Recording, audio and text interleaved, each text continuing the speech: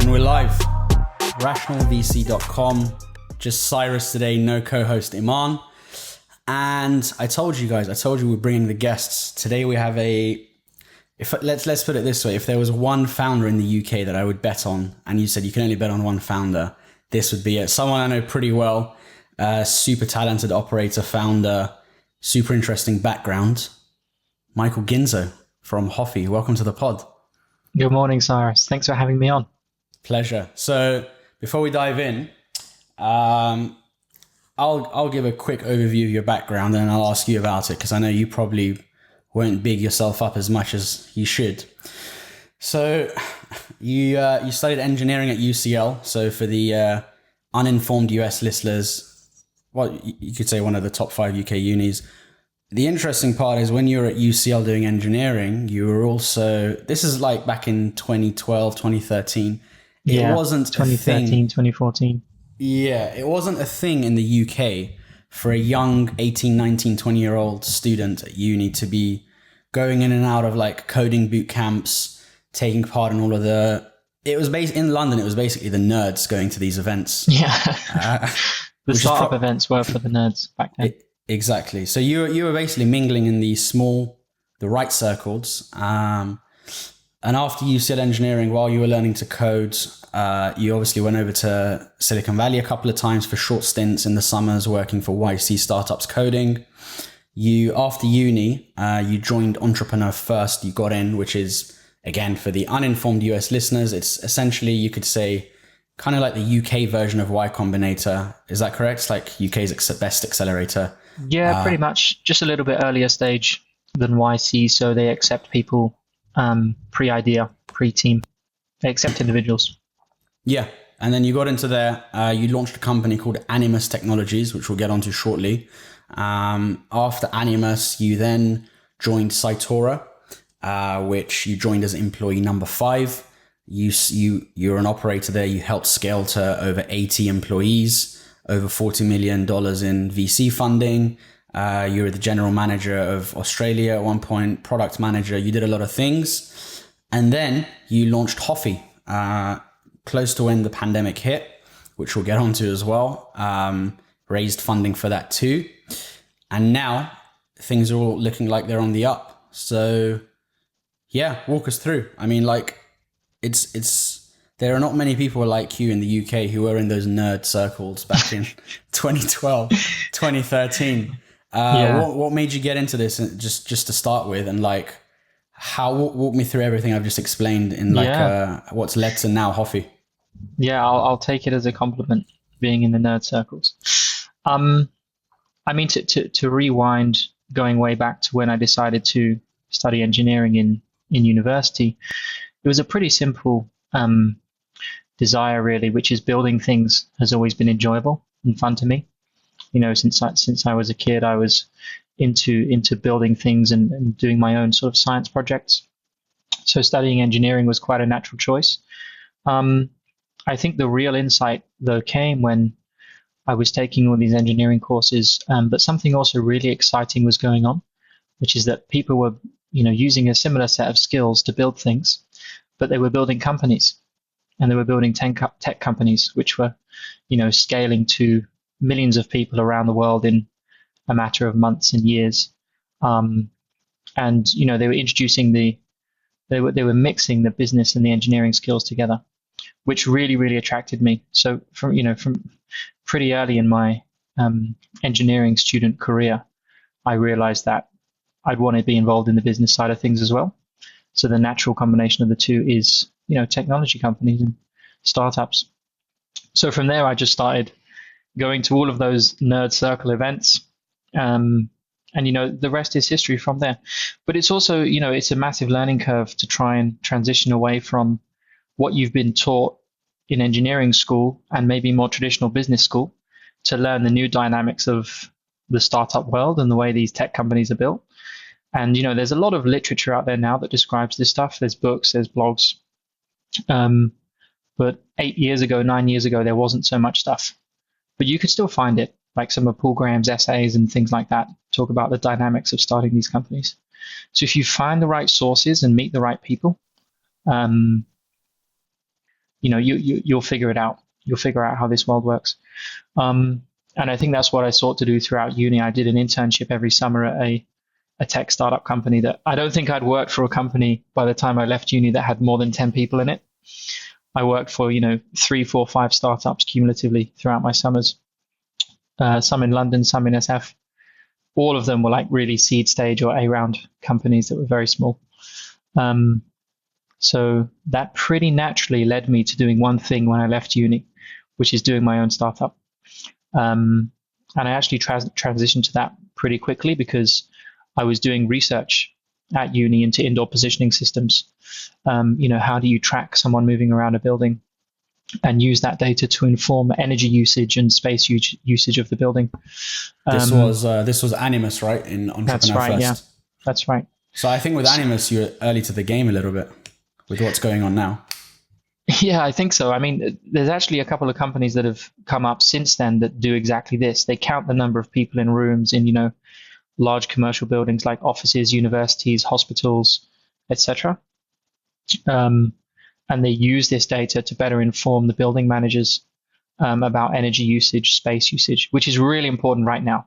You need to know if a room has a certain number of people in it because you'll be breaching social distancing rules. So these companies that are producing these systems now are really seeing a boon. I think 2 of them, since the pandemic hit, have raised a round off the back of this requirement. And then after Animus, what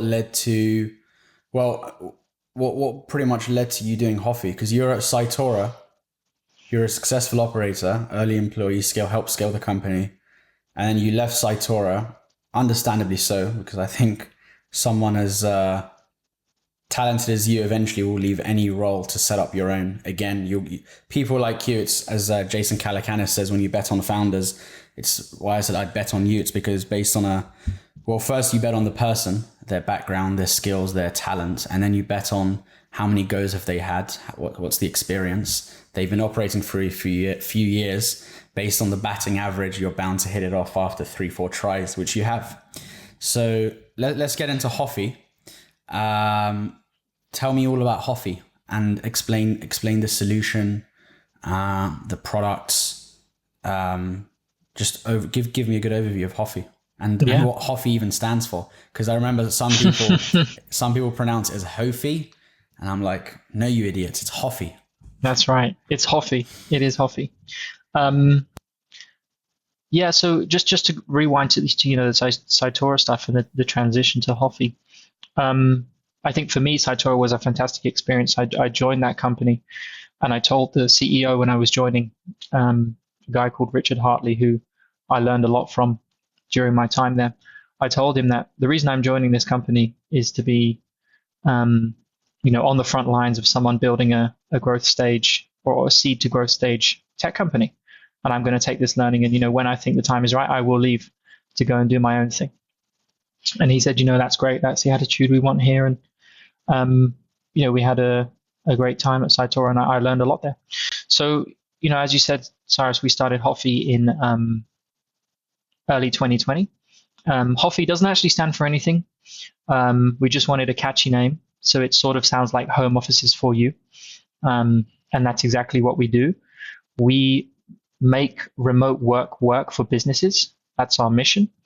So what we've built is the easiest way for a business to equip their teams for remote working, from anything from ergonomic furniture to IT equipment to health and safety assessments and tracking all of these assets in one place. It's all in one dashboard for a manager of an enterprise, so that the managers and employees can log in. The managers set all the rules, like what equipment each team member can have, how much budget they want to contribute to each piece of equipment. And then what the employees see is essentially sort of a private Amazon store for the company's remote working needs. So they can go in there, choose their equipment, the manager approves it. And then Hofy does all of the legwork, from delivering fully assembled equipment to fixing any issues that arrive during the lifetime of that equipment and during that employee's tenure, and then eventually collecting that equipment when a team member leaves a company. And everything is done on a rental model to avoid tax implications for the business. And preserving cash flow for SMEs, which is really important right now. And yeah, generally, businesses work with Hofy because our technology will literally save your ops team thousands of hours, maybe tens of thousands of hours if you're a bigger company. And it will help you really easily stay compliant with health and safety and tax rules whilst delivering an unparalleled remote working experience. I don't think anyone in the world right now is receiving a branded home office kit on the day that they start a new remote working job with a fully, ergonomic set of chair, desk, webcam, headset, and then receiving, an online assessment that helps them set it up in the best possible way, and then letting the manager know they're all good to go. So yeah, as we said, we started the business in March of this year, early 2020, and then since then we've actually deployed thousands of home offices. And we've onboarded large enterprises as well as small startups and SMEs who both use the platform for their own reasons.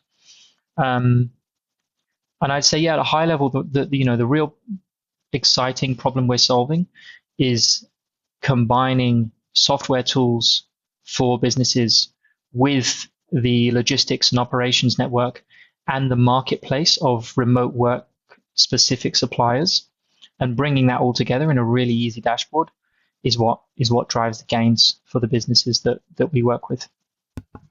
I remember it was around early March, and you were doing your research, of course. So you reached out to me of one of I'm sure many people, and you were just asking me because obviously I have previous corporate experience, and you said, would corporates fund this, and how would it work? And I was like, dude, any corporate I know, even all my friends in corporates, no corporate would fund this, not even the biggest of corporate, because they're all about preserving margin, saving, they throw at you a couple of benefits at the employees, nothing else really. And then 11 days passed, and then I saw that you guys had done a full-on launch. A few days later we spoke, you said, yeah, we've already signed a pretty big client. And you guys were well on your way. So talk me through the early days building Hofy, because I know, walk me through, paint the picture, because I know you had some days of traveling all around the UK in warehouses, you were clearing things out. Talk me through the rough days and achieving product market fit quickly and hitting scale and growth and sort of closing those first clients, and how you guys went about that. Yeah. And, when I called you when we were doing our research, you did say that, corporates wouldn't pay for that because they're tight asses. But you also said you'd really want that. And, if your company offered you a nice chair to work on, given the prospect of you're at home for at least another 3 months, you'd have snapped it up straight away. So fact, before you carry on, fun fact is, of course, people know I like to deadlift and squat and all of that. So it's actually, regardless, but it's important, especially for people like me, to have a good ergonomic setup. Just before the pandemic hit, I slipped a disc in my lower back because I had a poor ergonomic setup, which is then when I was like, screw this, I'm getting a Herman Miller. I went for the full-on setup. And some of my friends in corporates now, they've got all sorts of back, wrist, joint pains. But what these corporates need to know is that it's compliant, it's regulatory requirement for you to actually have your employees looked after and have an ergonomic setup. Mm-hmm. No, you're right. It's actually, a duty of care. And now that a lot of businesses are mandating work from home, the home is now, or the workers set up in their home is now the responsibility of the business to ensure it's safe and compliant. It's the same way that, if you're in logistics and you have a bunch of lorries, the lorry driver's cab and the safety of that cab is the responsibility of the business. Is no different for remote work. And actually, this was a sort of a little hack that businesses were using during the pandemic, which is they mandated remote working as a temporary situation, which meant that it wasn't their responsibility to ensure the safety and well-being of their team members in the home. Now that they've mandated remote work, as they have to, because most people are saying, I don't want to work for a business that doesn't have a remote work policy. It's their responsibility now. which we're seeing a massive shift in the market and a massive uptick in demand because of that change in policy from these businesses. But yeah, going back to the early days of Hofy, we were doing our research, calling people like yourself, and we thought there was an opportunity. And the critical path there was building a facade that would allow us to prove to an enterprise customer, or any customer really, that we could deliver on this promise, which was, no matter how many employees you have, we will provide each and every one of them with an ergonomic home office setup in 5 working days or less. And that was a simple promise. And we built a website that spelt that out and all the benefits of doing this through Hofy. And we started marketing it. And we were using our network, we were emailing, we were using LinkedIn to get the message out. But all the while on the back end, we had a nice looking website. All the while on the back end, we hadn't really built anything. And we were constantly having to hedge our position for the deals we had in the pipeline with all of the furniture suppliers in the UK. None of this is digitized, by the way. None of them tell you, on a website, I have this much stock of anything. You have to call all of them. So we were constantly on the phones trying to understand the supply of furniture in the UK. All the while, the border had been shut. There was no furniture coming in, so we could see the stock depleting. You'd go on and speak to an IT supplier, and they'd say, we have 20,000 monitors in stock. And you'd go back 5 days later. Yeah, that's 12,000 now. And then the next 5 days, yeah, that's 5,000 now. So all the stock was running out. We were getting we were having conversations with these enterprises in the top end. We were hedging our position. Eventually, the stars aligned. So after about 4 weeks from registering the business and putting our website up, we closed our first 6-figure deal, which was for a load of home offices throughout the country. And we still had that 5 working day promise. So we now had to deliver, I can't remember the exact number, somewhere between 500 and 600 home offices in a really short period of time. But we did it. It involved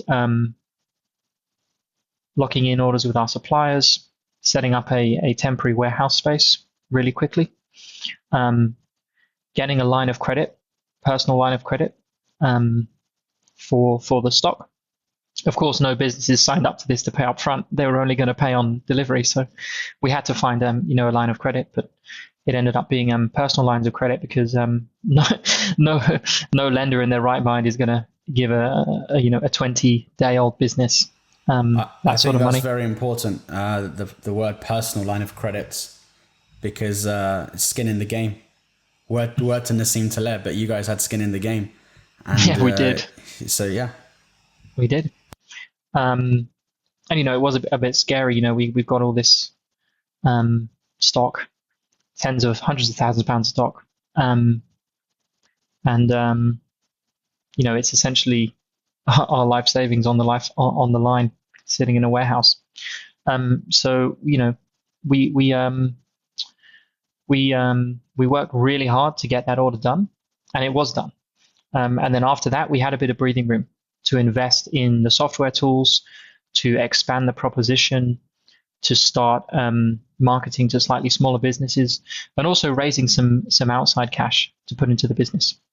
Because until then, we'd fund it with our personal money. It wasn't an expensive exercise to get it to where we could close our first customer.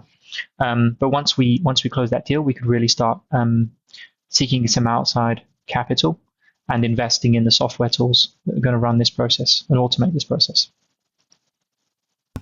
And for people who say, oh, so these guys are selling furniture online. So some people would say, oh, so it's not a tech business. So those who are uninformed, I think that's the same as someone saying Amazon is not a tech business. So when Jeff started Amazon in the 90s, he was flogging books online, D2C, pretty much to consumer. There was no B2B. You guys are B2B, but it's subscription. You can only access the subscription portal. Once you've registered as a business, you gain access, you get a login, you go into the platform, you can manage and see all of your employees and what sort of remote working facilities they have at home, the subscriptions you have, the compliance tool you have, because there is a thing which you can go into shortly called the DSE in the UK, which is a requirements for ergonomic, setups working from home in a safe sort of way. Yeah, And it's a home worker assessment, right? So exactly. you can ensure that you are set up correctly with the equipment you have, like your chair and your desk, once you take that assessment. Exactly. And my point basically with all of this is a lot of I think this industry was ripe for disruption. They always say these days, the very few old school industries that are still left that haven't been disrupted by software, you should take advantage of those. If a software is not if you're not in the software business, a software will soon be in your business. And so you guys have actually disrupted an industry which needed it. I tried to order stuff earlier on in the year. I told you just before we got on, when I was dealing with Herman Miller, I was so impressed with everything that they were doing. They've got a pretty impressive storefront, but I've used the Hofy platform myself. I've no bias here, but to me that was the best experience yet of any furniture online platform. Really easy to use. So walk me through. So this was all in March. Pandemic hit. You were planning it before it hit. You were going through this process. Pandemic hit. You scaled 6-figure client, as you said, and then March, April, and around May time. Was it around May? You guys got funding. So walk me through sort of that whole process, fundraising so quickly in a pandemic, and how you managed to do it so quickly, and any advice you have for founders looking to raise, because some founders may have achieved product market fit, may have users, but are still struggling to raise, Yeah. I think it was actually in July we started the process, and then August it was completely finished. But that was the paperwork that brought us over into that month. So it was all sort of really completed in July. In terms of sort of top tips for going through that process quickly, and you do want to go through that process quickly, because ultimately it's zero sum game. The time that you're spending fundraising is not building your product or speaking to your customers and selling. So you want to really keep it short. I think there's two pieces of advice I'd have.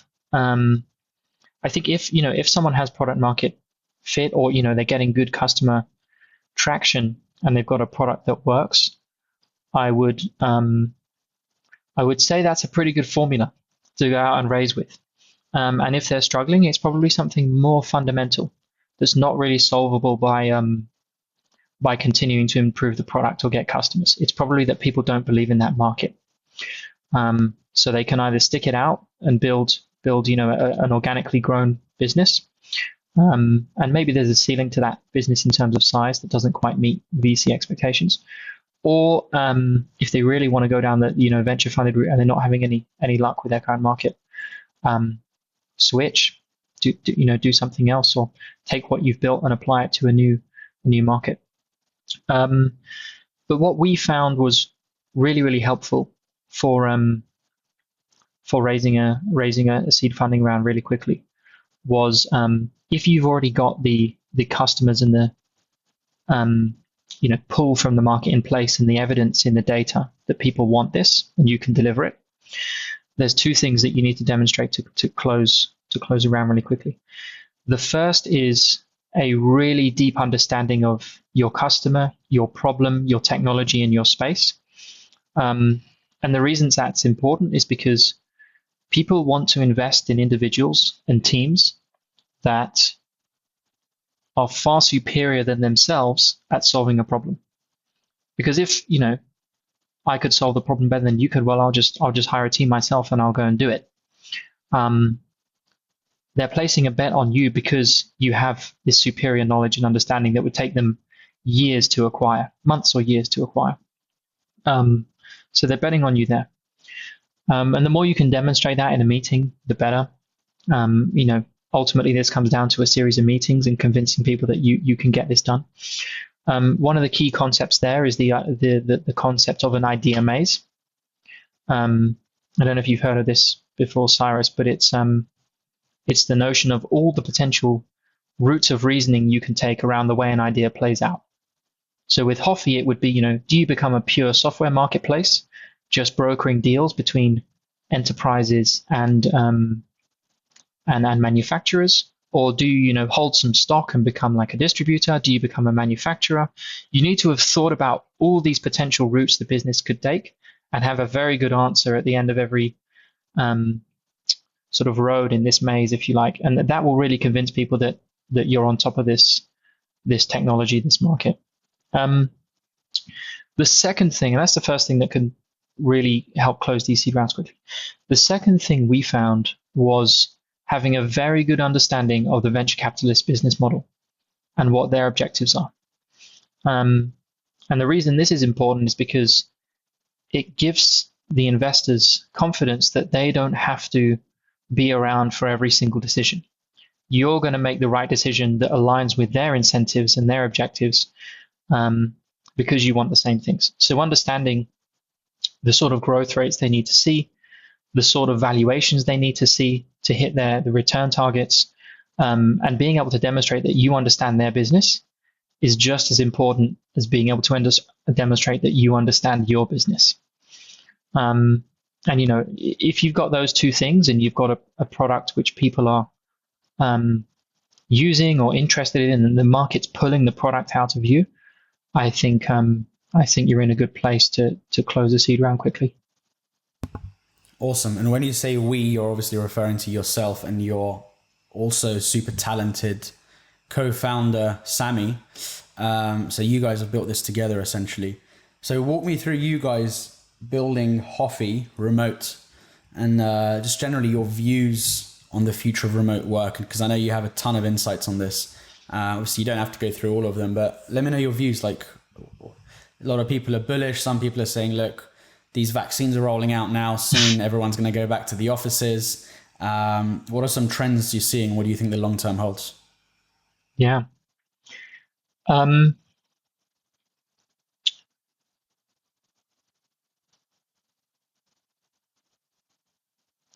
So my personal interaction with remote work is I never really used to do it. I never really got it.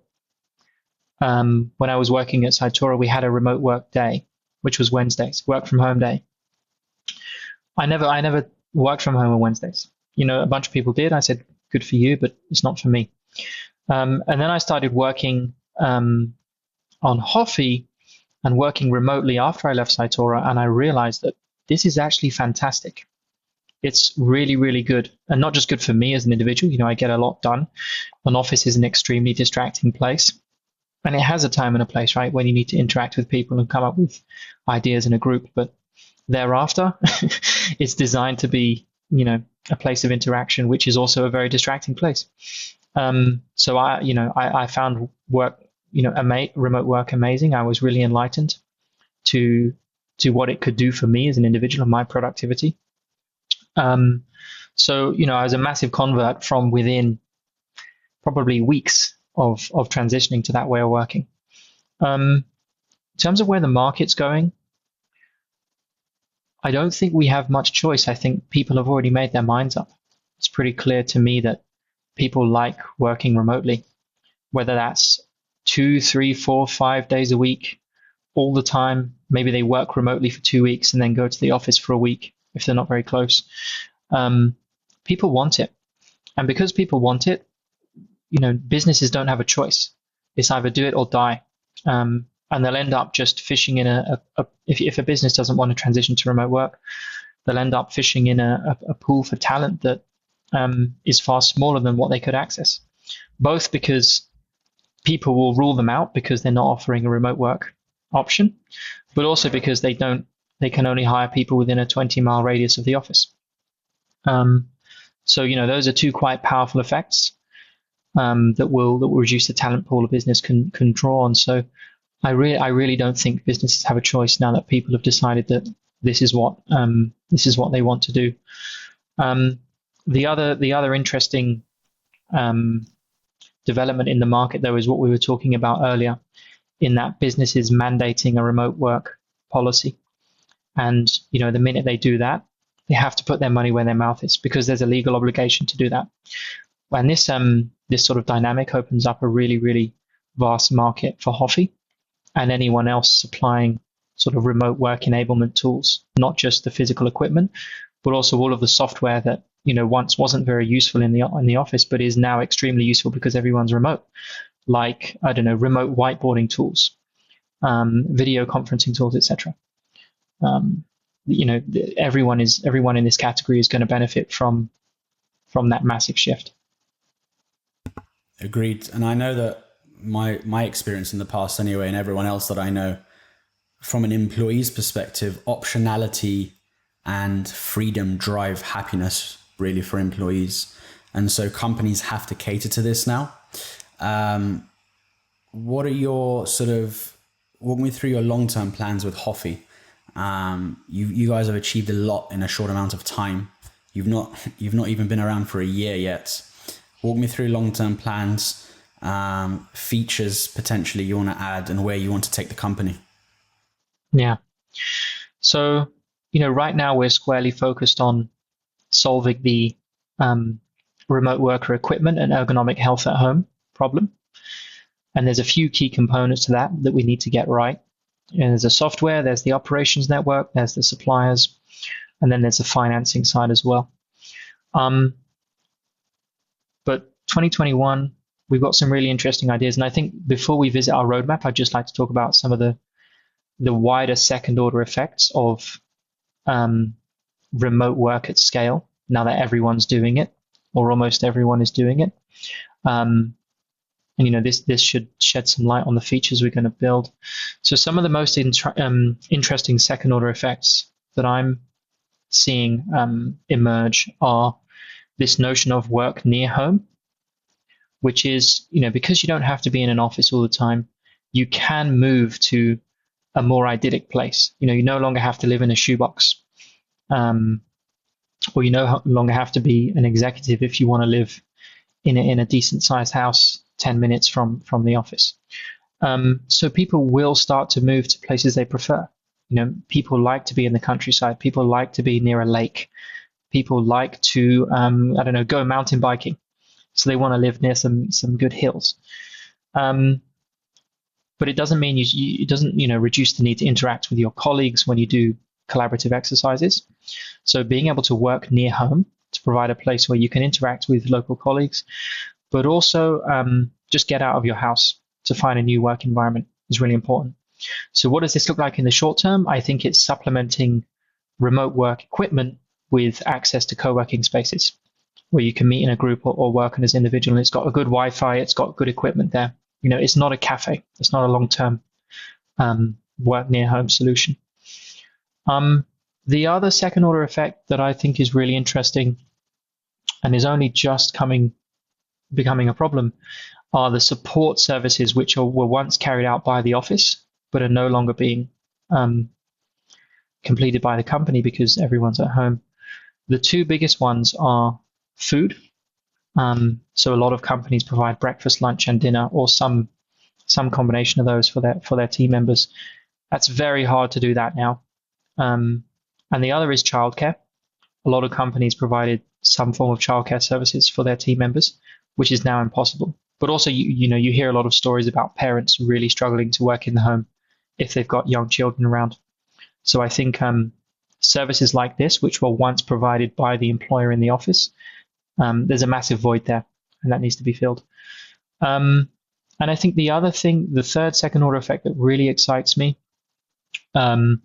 is there's an interesting gap that's appeared, which is people really yearn for social interaction.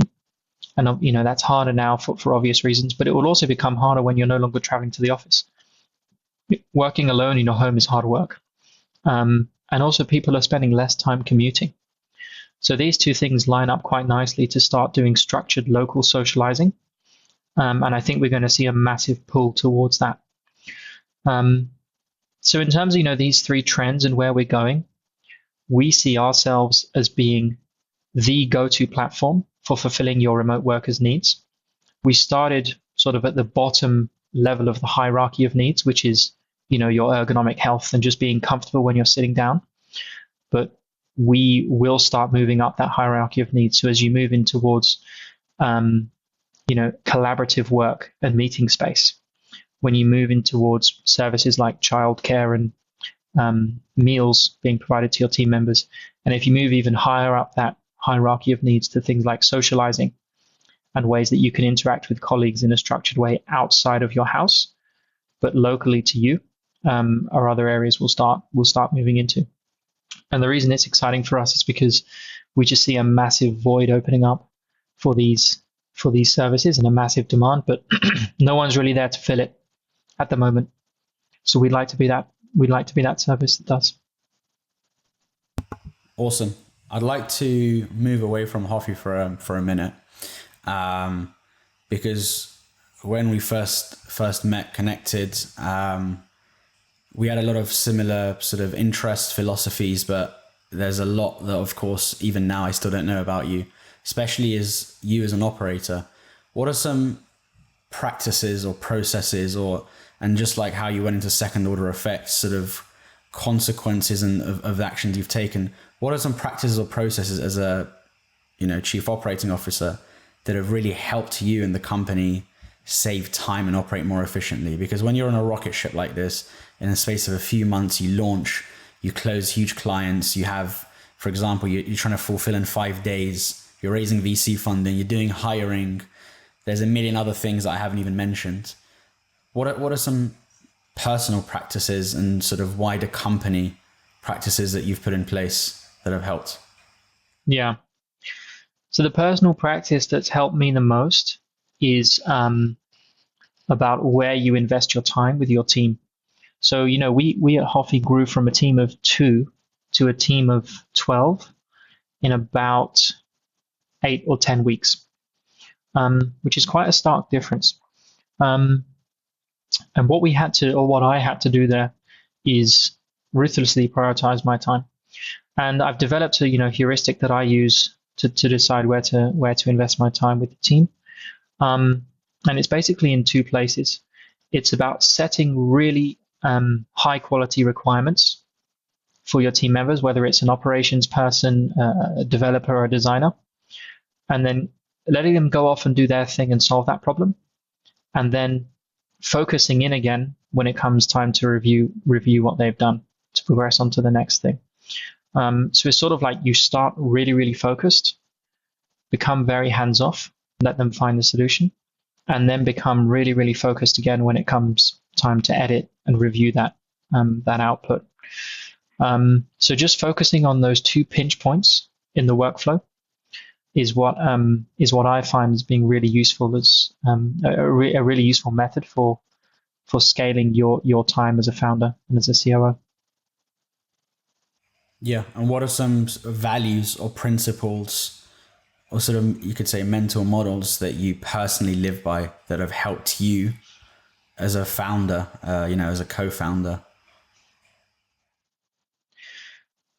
Yeah, there's a few that I've relied on over time. I'd say in no particular order. One that I've learned recently, so in the last year or so, is being radically open-minded to other points of view, because you are usually wrong the first time round. And most founders or people that have tried to build new things will realize that quite quickly, that your first idea is wrong. And it's a process of going through a search space and finding the right answer. And people are very, very helpful at getting you closer to the answer. People that have done this type of thing before, speaking to your customers, speaking to your employees to understand their perspective. And the more open-minded you can be to seeing the world from their point of view, and then understanding the information and the reasoning that have allowed them to arrive at a different conclusion from yourself, and then weighing up those 2 models of the world, deciding which one to keep and which one to throw out, is a really, really effective way to get to the right answer quickly. I think I spent too long a time when I was younger being hard-headed about my solution to a problem, my view of the world, when it's actually far faster to ruthlessly throw away your ideas. I think Entrepreneur First has a really good phrase for this, which is strong beliefs, weakly held, Yeah, I think we've already mentioned him once, but Nassim Taleb says that as well, I believe. Okay. Yeah. So that would be my summary for that point. Strong beliefs, weakly held. Something else that's helped me, something else I've learned, and again, this is learned by falling flat on my face, is paying attention to the details is really, really, really important at the early stage of a company, because ultimately that's all that matters. You'll be somewhere between 1 and 4 people working on a problem. If you're not really abreast of every single detail about your product, your business, your customer, you're done for, because that's all that matters. To borrow a phrase from Charlie Munger, you are a one-legged man in an ass-kicking contest if you're not into the details. And I've seen people fail because they're not aware of the dynamics that truly drive their customers or their technology. So you can't avoid it. If someone says to you, "Hey, I'm working on this cool idea. Yeah, I'm not really sure about how the tech works, or what those rules are around the regulations of this industry, but I've got a cool idea." That should be a massive red flag.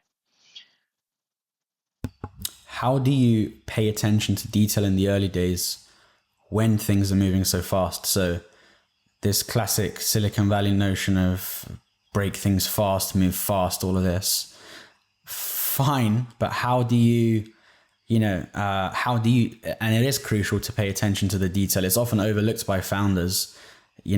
Things like the Lean Startup Guide focus so much on MVP, moving fast, first 3 months, but at the same time, paying attention to detail. And second question is, how do you get comfortable making decisions so fast with imperfect data when things are not really perfect, but you're trying to pay attention to the detail? And especially you being an engineer, your sort of OCD or perfectionism, detail orientation comes into play. How do you balance that? Yeah. In terms of building an MVP and moving quickly, but also remaining in tune with the details, I think your ability to understand the details should be the rate limiter on your development. And if you start skipping over things, it's not going to work. So, you counter that by focusing on a very small problem, or focusing on an important but technically small problem, and not covering loads of surface area. So I don't think it's ever about losing focus on the details. It's just about limiting the amount of problems you're willing to bite off and chew. And that's why you have to ruthlessly prioritize what it is you're solving for a customer. So shifting gears, how do you feel about European and UK tech in the future? Are you bullish long term? And the reason I ask this is, of course, you've spent time in the US a little bit. You've expanded companies overseas in Australia, sort of been around a few different jurisdictions.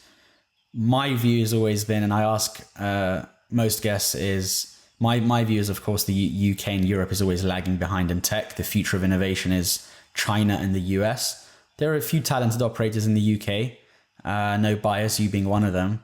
But how do you feel about the future of, are you bullish long term, UK tech, European tech?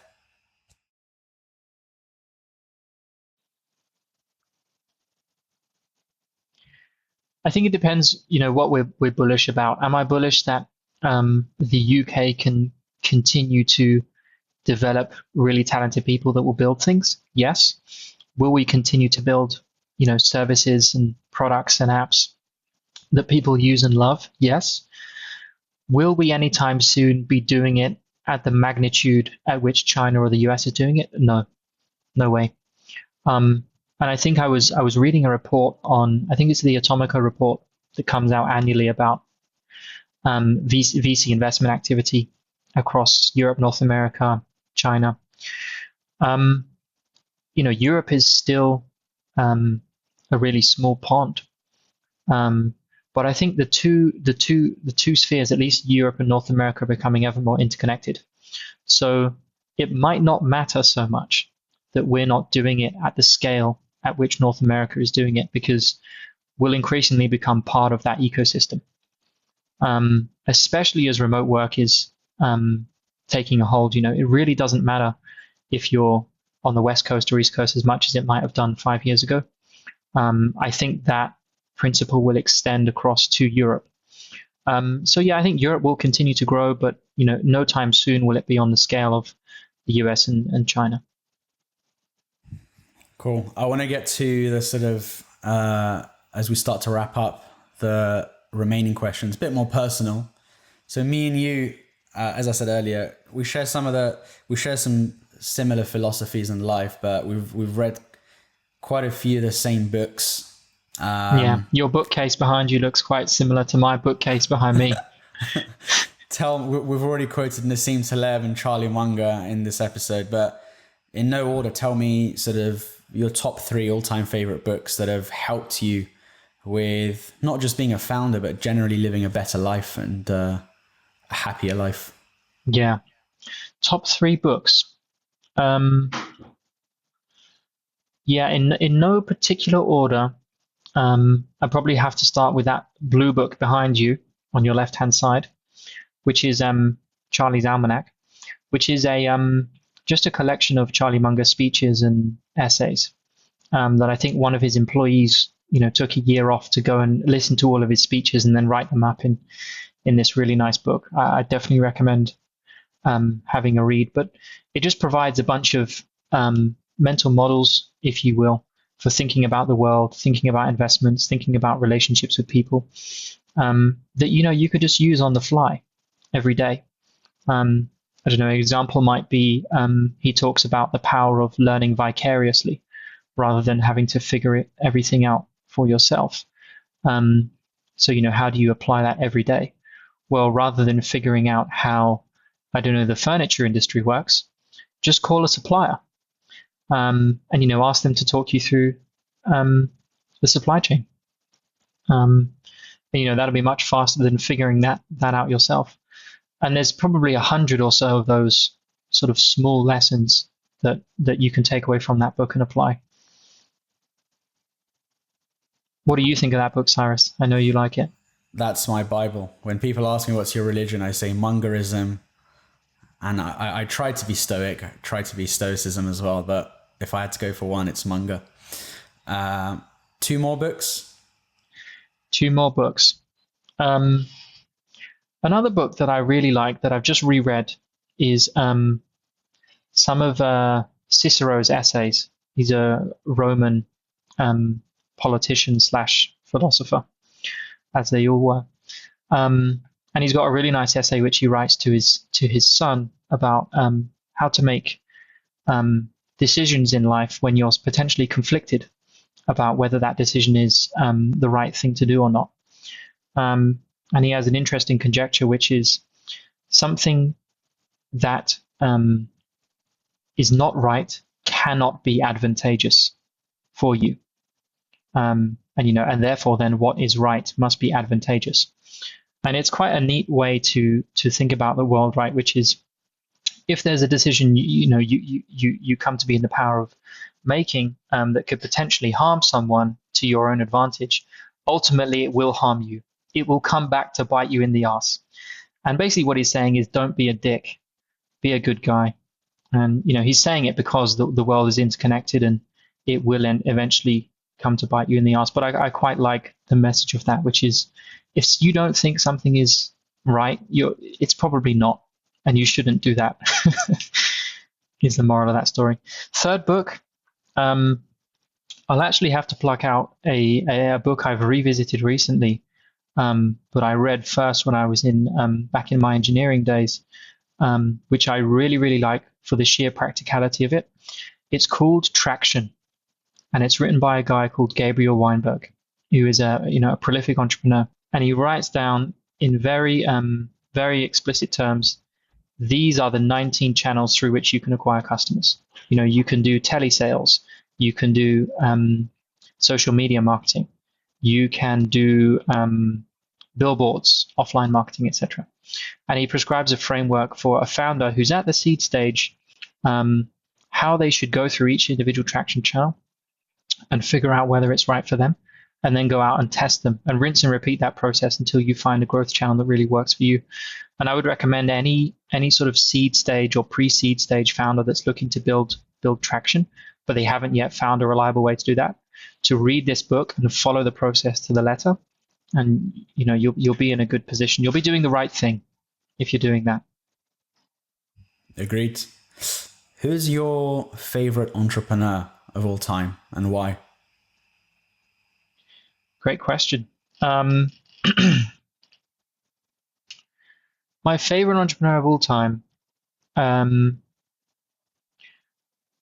probably because I love anything with an engine and wheels so much, bit of a petrol head, is a chap called Christian von Koenigsegg, and he is the founder of Koenigsegg Hypercars. And the reason I like this guy so much is twofold. First off, he started a car company when he was 22 that is now successfully, running and is the leader in the hypercar space. That's really, really impressive. Full stop. But secondly is the sheer innovation that happens at that company. And even, they're a small company if you compare them to their competitors like Lamborghini, Ferrari, Porsche. They are still ahead. Everyone follows what they do when it comes to, car classes, styles, technology, etc. They really, really push the envelope despite their size. So, that combination of the entrepreneur being able to found the business at such a young age and make it successful, a car company, is absolutely crazy. And then the fact that they're still an underdog if you look at it on paper in terms of the resources they have at their disposal, but they're still pushing the envelope and leading the way. And this founder, Christian von Koenigsegg, if you see him at a car show, he will be able to talk you through in detail the drivetrain technology behind his latest vehicle. They released a car without a clutch recently, and it uses like 2 hydraulic plates to drive the engine. He was schooling every single person in the room on this technology, yet he's still the CEO of a multi-thousand person company. He's really, really into the details of the technology, which I think makes him fantastic. Not too dissimilar from yourself. Not quite. I think I got a long way to go. Well, Michael, it's been an absolute pleasure. Ladies and gentlemen, likewise. I've really, really enjoyed this conversation. And a 26-year-old, wise beyond his years, a talented operator. And yeah, Hofy is just on the way up. I mean, I don't know if I'm allowed to say, but you guys are actually profitable, which makes a change for tech companies. Yeah, it does. that have achieved scale in a short amount of time and growth. Extremely optimistic. In my view, as I said, one guy I definitely bet on for the future. So thanks so much, Michael. Thanks for having me on, Cyrus. Where can people find you or Hofy, and where can corporations that overlook their employees' well-being find out how to look after their employees? Yeah, so the best place to find us is hofy.co. You can contact us through our site and we'll be happy to set up a demo and some free trials anytime. Or you can find us on LinkedIn. We're generally most active there. There's a link from our site. You'll be able to find us. Awesome. Michael, appreciate it. Let me know when you guys IPO and we'll get you back on pretty soon. I will do. Thanks for having me on, Cyrus.